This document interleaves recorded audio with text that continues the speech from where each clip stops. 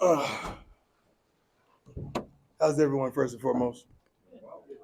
Uh, Great victory. I'm a little upset because the way we landed.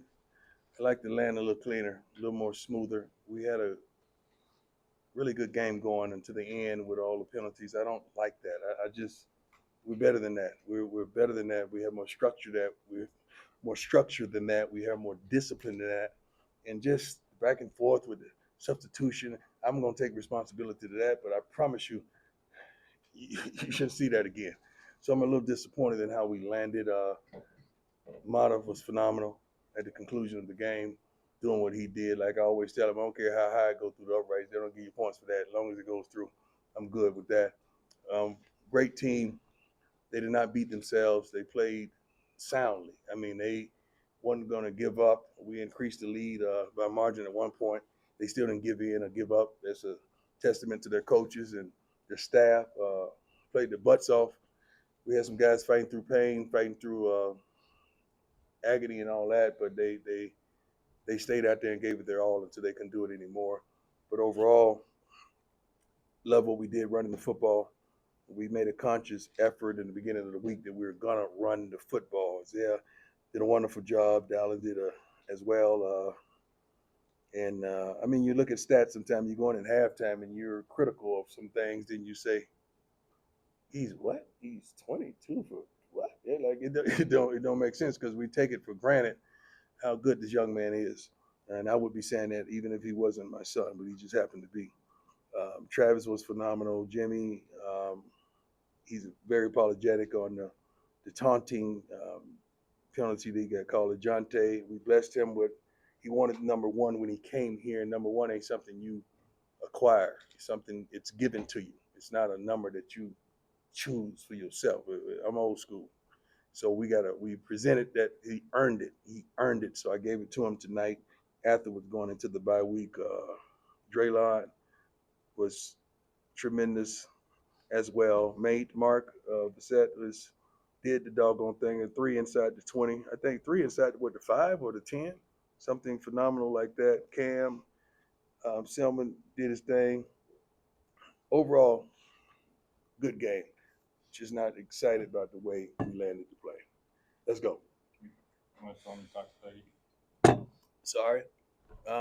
Peggy is fighting COVID right now, and we wanted to give her love and appreciation and present her with the game ball. So we called her. Rick was gracious enough to call her, and she answered on the first ring like in Peggy fashion with plenty of energy and that oomph that she has. And we told her that she is going to a bowl now. We want to make sure she goes to the best possible bowl that she could possibly go to, and that means a lot to us. That really does. And she was so appreciative and thankful. She means so much to this program. So we're glad that we could honor her in that realm. Now we just got to get a private plane to make sure she's comfortable on the way there. Yeah, we ain't put Greg on the regular plane. I promise you that. But I'm thankful that we were able to do that for her. Now let's go. Right? Yeah, Good. good. Hi, Coach. How you doing? Good. Nick Edwards, Hughes Sports Report. You mentioned Peggy. This fan base hasn't seen a bowl game since 2020, something that this program has been striving for. What does it mean to acquire that tonight, and what's in the future for this team? It's cute. It really is because we really want that, but that's not all we're after. That's one of the hurdles that we're jumping over, that we're going over. That's a tremendous hurdle that we're happy, we're excited, but that's not the end goal for us. That's the beginning. That's the beginning. But we are thankful and appreciative that the hard work is going noticed.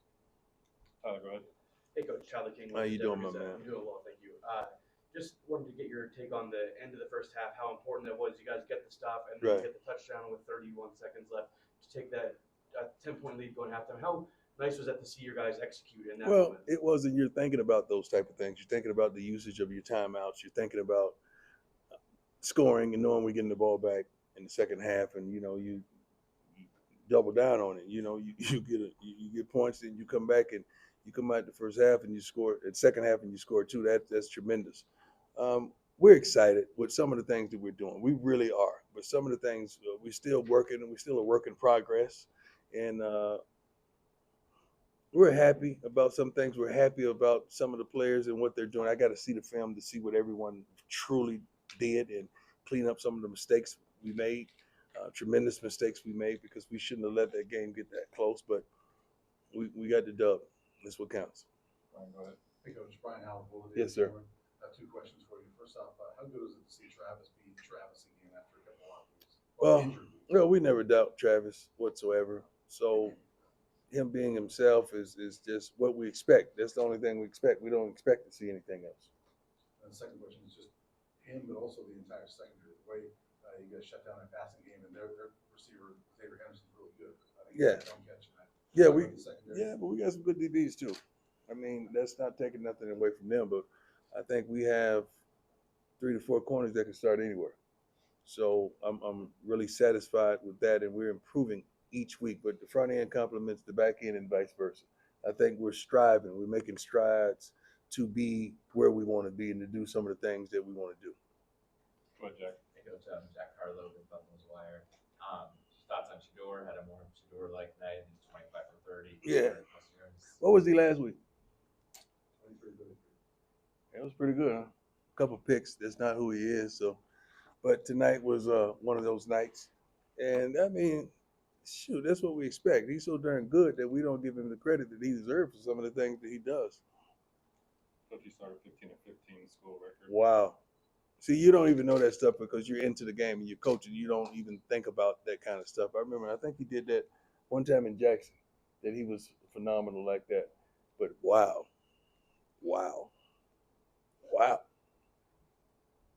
And they don't even mention him, but he's not even mentioned. Oh, my bad. He's my son. That's why. Coach, Adam Wilson, your 24/7 Sports. Yes, sir. Alejandro tied a career long with a 47-yarder. Yeah. Speak a little bit about the kind of that clutch kick he is. Well, the whole time we were sitting up there saying we got it. You know, they put the flags up and they let me know where we got to get to for model time. And we had it. You know, we was trying to steal a touchdown at the end because we knew they were going to be in cover one, and they end up dropping outside backer into one of the slant lanes that we wanted to hit a quick slant and try to house that thing. But we got what we wanted because we knew we had the 3. Because Mod is clutch, man. Mod is so wonderful, and we don't care about how high it go through the uprights. We do not care, but it goes through the uprights. That's the thing that counts the most. And he's so consistent of a person. He's so consistent as an athlete and consistent as a teammate to his team. Rylan, go ahead. Rylan Scholes from Ralphie Report. You mentioned the run game earlier. Yes, sir. Isaiah Augustin had a great night tonight. Yes. 91 rushing yards, 22 attempts, Mhm. 4.1 yards per carry. How important is his success to keeping this offense balanced and opening up the run game? I think I'm not just gonna say his success. I think the running game success. Period. We got 3 to 4 capable backs that can do the doggone thing in that manner. So just running the football, period, takes a tremendous amount of pressure off the quarterback, off the line, and now we have a lot more balance, which I'm not going to say that wins games, but it sure does help the situation. It gives Pat more flexibility to call some things that he would normally call if we couldn't run the ball. But the line, they're taking initiative to, you know, they getting sick of being talked about and saying that we can't run the football, and they did a phenomenal job tonight from the beginning to the end. Scott, go ahead. Hey, Coach, Scott Proctor, DMVR. How you doing? Excellent, sir. Love to hear that. Congratulations on the win. I asked you earlier this week about the running back situation, kind of following up on the Isaiah part of things. Right. You said you prefer a guy to kind of take control of this thing. Yeah. What'd you make of his performance, and was that a kind of performance that can kind of make Yeah. the guy move forward? Yeah, but I mean, all those guys, given the opportunity, I think all of them were produced. They're so different. They're so versatile. In some situations, you need this type of guy. Some situations, you need that type of guy. And it was his turn tonight, and he performed. I mean, all those guys are hungry. All those guys want to contribute. All those guys just want opportunity, and they all have gotten opportunity. And it was just his turn tonight, and he performed greatly. Hi, Coach. Brady May here. After this great run, how do you feel about possibly being one of the 12 teams in the playoffs this year and contending for a national title? Well, we ain't thinking about the playoffs right now, right? We go one game at a time. We don't even want to be ranked. Don't rank us, please. We don't like that. We We'd rather be in the back in the dark, just chilling in the cut. We good. We cool. We straight. All right. So don't rank. Don't feel pressure to rank. We good. We're good. I promise you, everybody. We are straight. We're good. So we're not thinking about that. We're thinking about going into this bye week, healing, some injuries, correcting some things that we didn't do well, and having a good time, and probably giving them a day or two off. They're not getting a whole week off, I promise you that. But it's a day or two off, they deserve that tremendously. Coach Leo Vera with Scobo Sports. The offensive line saw 4 different gentlemen rotating at guard. What Yeah. can you say about that rotation and the impact it has to keep guys fresh? Tremendous. It keeps guys fresh. It throws the opposing team off when they're rotating as well.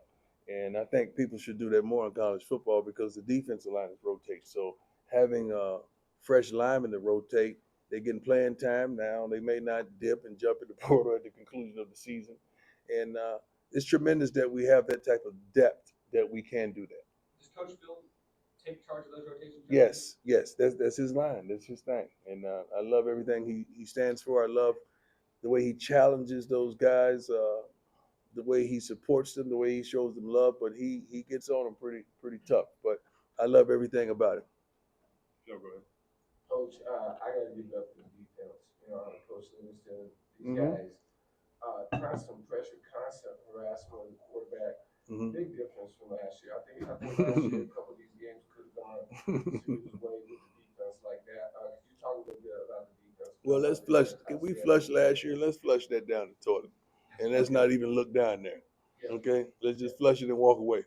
Okay, I'm happy with who we have, what we have, the staff, the players that we brought in. I'm truly happy with all of above, and you guys are starting to see, and your ladies are starting to see everything come together. But we're not nearly where we desire to be. Not nearly. Couple more, go ahead. Hey, Coach. Bill and Weiser. You finished with 180 yards after the catch tonight, which I think separates the offense. So how much do you stress that when you're coaching about making the play after the catch? It's not that we stress that. We have those type of athletes that are capable of that, and those are the type of young men that we go and seek out, and we want to sign them here because we know what they could do with the ball when it gets in their hands. Anybody can make a catch, but do you go to work with it after you make the catch? And those are the type of, I think, commitments that we've garnished from, I think, a couple guys up here this weekend. So we just want to keep that going and keep attracting those type of young men. How old are you, my man? 19. How old are you? 14. How old are you? 21. Amen. 14. What you doing? Just chilling? Oh, okay. All right. Just gonna say that. Come on now. I let 14-year-olds in here. Awesome. Coach, I wanted to follow up by Yes, sir. on something that you said about the Heisman race. Yes, sir. You look around all these lists and Cooper's name isn't on them. Let me, you know darn well why is that. Okay, y'all know why is that. Stop. Y'all stop. I don't care. I really don't. It's just strange. It's just funny to me. I just think it's just ignorant, but it's funny. It's funny to us because Shador could care less. Shador wants to be drafted in a wonderful city. He wants to win out, and that's what he thinks about. He ain't thinking about no darn Heisman, man. So I'm happy now. Travis is the best college football player in the country. We all know that. Why are we even deliberating over that? So what we doing? Like, when does that change? So what's the criteria? Somebody need to say what's the criteria of that prestigious award, because we're looking at the best high school football player that hadn't been a Travis Hunter ever. And I'm sitting up here saying that. My other question is, we've been talking about the running game, but this is the second consecutive game, and I know the game dictates it, where you've rushed more than you've thrown the ball. What does it say about the development of your program that you've come that far? Well, our program, we've come. We're on a wonderful journey. We know what direction we're going.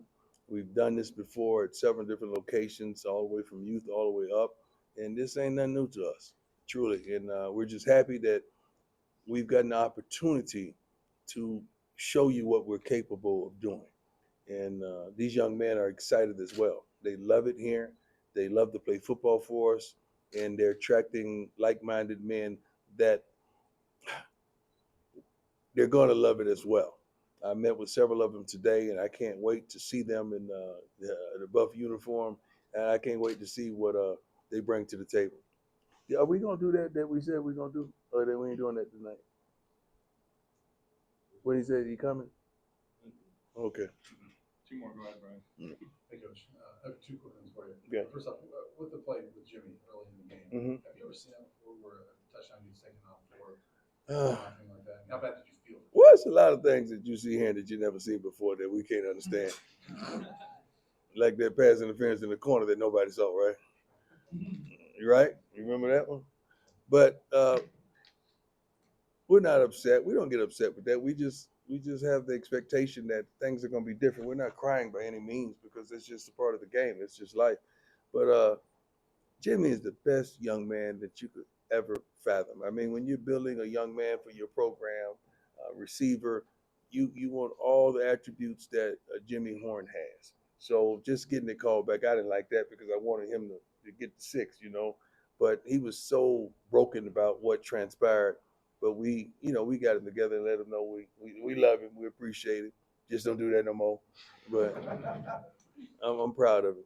Proud of the way he played. We got to get him the ball more. We got to get him the ball more. He's so darn good. Second question for me. Yes, sir. I know you guys have bigger goals, but you Yeah. stated since last really December the bowl game, one Right. bowl game. Now that you guys have got it, there's still a month to play. Mhm. How big of a deal is that for this team? If they can, maybe there's some pressure off that. That one's out of the way. You can That ain't the goal. I mean, that I wanted to do that for Peggy, so that was kind of me. That wasn't about us. That was kind of what I wanted for Peggy because she deserves it. I think we had to have a rallying cry for some rhyme or reason, but we want so much more. We want so much more. That's the way we. That's why we practice the way we practice. That's why we go at it the way we go about it. So we want so much more. That's just the beginning of what we desire around here. Last one, go ahead, Michael. Hey, Coach, how you doing? How you doing, sir? On the Heisman conversation, do you feel like if past winners and past guys who were nominated for Heisman made the vote, it would make an impact on the absolute best player getting to the trophy? That's pretty creative. We think that same way about Hall of Fame. We wish Hall of Famers would make the votes for the Hall of Famers instead of committees that kind of don't know what the heck they talk about or what they're doing or who's who. But I mean, it is what it is. You got it's some voters out there that really are good at what they do. So you can't discredit them as well because they're really good at what they do. You can never go right with that kind of stuff. Somebody's always going to have opposition, But I just get a kick out of it sometimes. Past winners do get a vote. Past winners get a vote. Yep. Who else get a vote? Media. Media. I'm not taking that bait.